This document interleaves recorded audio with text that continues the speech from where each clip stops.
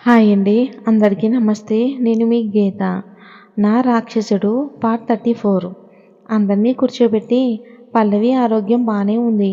కానీ పాప గుండె చప్పుడు సరిగ్గా తెలియటం లేదంట. ఇంకో 10 రోజుల తర్వాత చెకప్‌కి రమ్మని చెప్పారు. అప్పటి వరకు తనకి బెడ్ రెస్ట్ చాలా అవసరమని, ఇంకా తను చిన్న చిన్న బరువులు కూడా ఎత్తకూడదు అని. వెంటనే లలిత, సుభద్ర అయితే ఈ రోజు నుండి తను కింద గదిలో ఉంటుంది. ప్రతిరోజు మెట్లు ఎక్కి దిగాలి అంటే ఇబ్బందిగా ఉంటుంది అని అన్నారు. కృష్ణ అమ్మా, మన ఇంట్లో లిఫ్ట్ సదుపాయం ఉంది కదా, ఇంకో 10 రోజులు అంతే, తర్వాత అంతా బాగుంటుంది.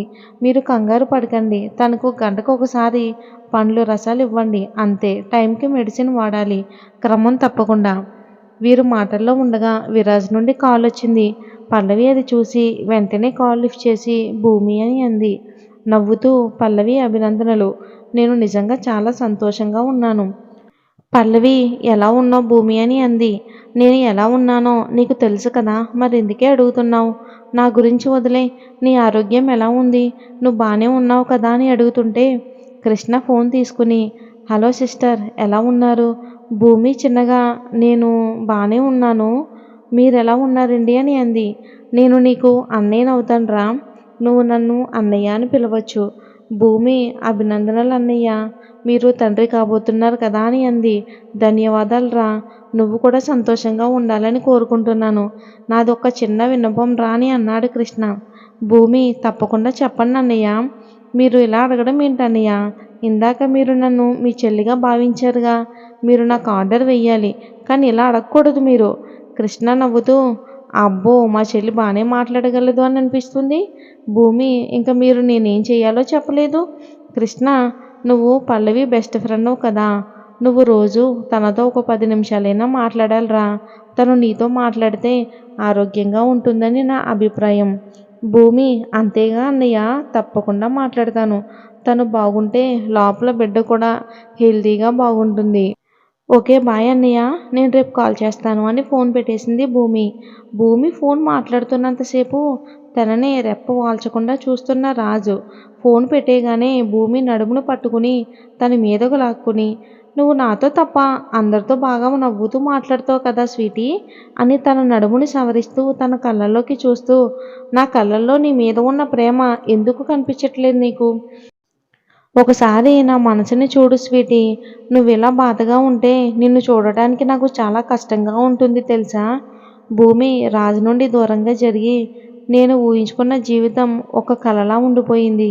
నేను ఊహించిన జీవితంలో సంతోషంగా ఉండాలి అంటే సమయం కావాలి అనుకుంటాను సార్.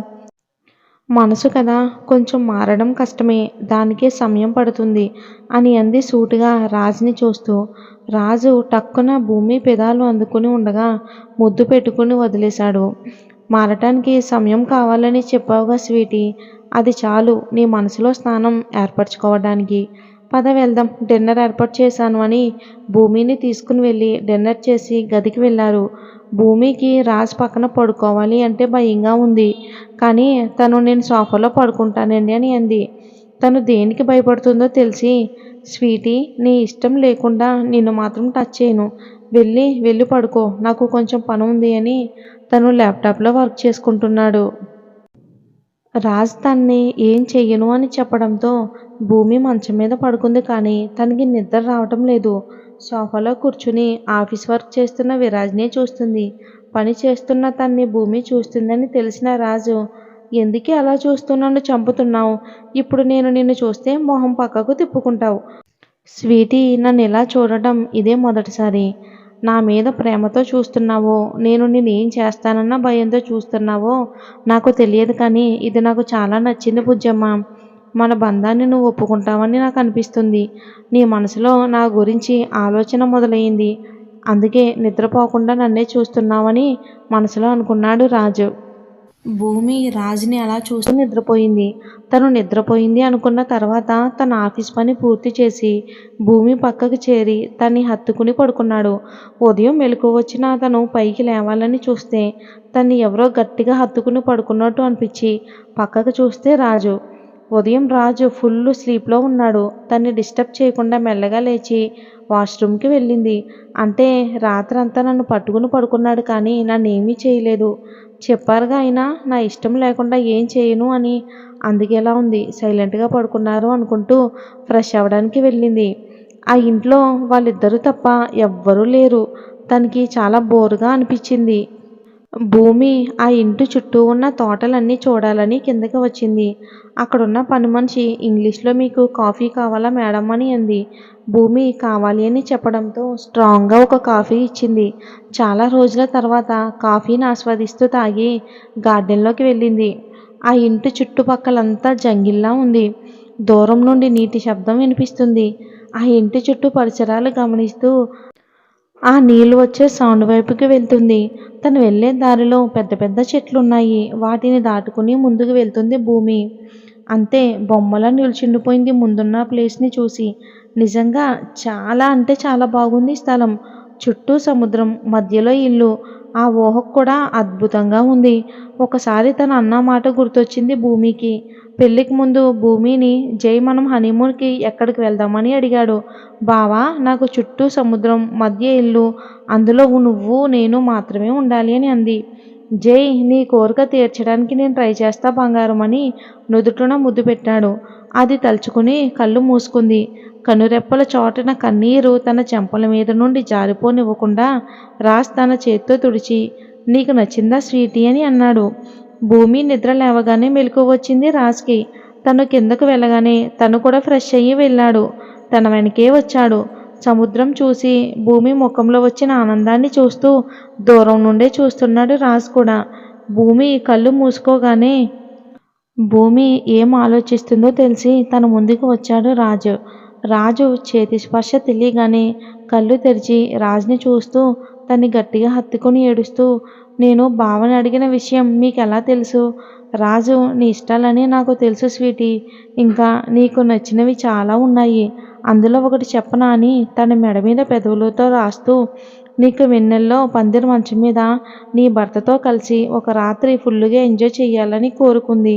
భూమి రాజ్ కౌగిల్ నుండి విడిపోవాలని చూస్తూ ఉంటే ఇంకా గట్టిగా హత్తుకుని నీ కోరిక నేను తీరుస్తా బంగారం. చాలా గట్టి కోరిక నీది. అయినా ఎలా వచ్చిందే ఈ ఆలోచన నీకు? చాలా మంచి రొమాంటిక్ సెన్స్ ఉంది నీకు. భూమి కంగారుగా అయ్యో అలాంటిదేమీ లేదు. ఏదో ఫ్రెండ్స్‌తో సరదాగా ఒకసారి అన్నా అంతే.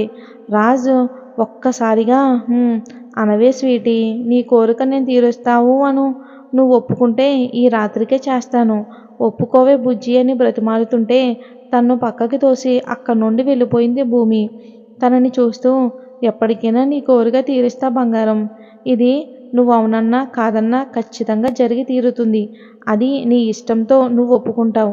ఒప్పుకునేలా చేస్తాను చూస్తూ ఉండు అని గట్టిగా అరుస్తూ చెప్తుంటే భూమి పరుగున తనున్న ఇంట్లోకి వెళ్ళిపోయింది. భూమి కోపంగా అసలు నేను అలా అనుకున్నానని తనకెలా తెలుసు? ఏదో కాలేజీలో ఉన్నప్పుడు స్నేహితులతో తను సరదాగా అన్న మాటలు ఈయనకెలా తెలుసు అని అనుకుంటూ తను ఉన్న ఇంటికి వెళ్ళిపోయింది. తను వెనకే వెళ్ళిన రాజు ఏంటి స్వీటీ నాకెలా తెలుసు అని ఆలోచిస్తున్నావా? నాకింకా చాలా తెలుసు. అన్నీ ఒకసారి చెప్పాననుకో నువ్వు తట్టుకోలేవు. ఇప్పుడు ఎలా తెలిసిందని ఆలోచించడం మాని నీకు ఏ రోజు ఎలా కావాలో బాగా ఆలోచించి చెప్పు. భూమి రాజన్నది విని కోపంగా మిమ్మల్ని అని తనని కొడుతూ ఎందుకు నన్ను ఏడిపిస్తున్నారు? నాకు అలా ఏం వద్దు. నా దగ్గర అలా మాట్లాడకండి అని రాజుని కొడుతూ భూమి చేతులు పట్టుకుని తన మీదకి లాక్కుని అలా అంటే ఎలా భూమి? నాకు నీ రొమాంటిక్ పిక్చర్ చాలా నచ్చింది. అలా ఒకసారి ప్రయత్నిద్దాం. దయచేసి కాదనుకు. నీకు ఓకే అంటే చెప్పు. ఈ రాత్రికి అరేంజ్ చేయిస్తా. భూమి నాకిష్టం లేదని చెప్పాను కదా! రాజు నువ్వు ఈ మాట అంటావని నాకు తెలుసులే భూమి అని భూమి కళ్ళల్లోకి చూస్తూ లవ్ యూ స్వీటీ అని చెప్పాడు. మరి ఇది ఫ్రెండ్స్. భూమికి రాజ్ మీద ప్రేమ పుడుతుందంటారా? ఏం జరుగుతుందో మరి వచ్చే భాగంలో చూద్దాం.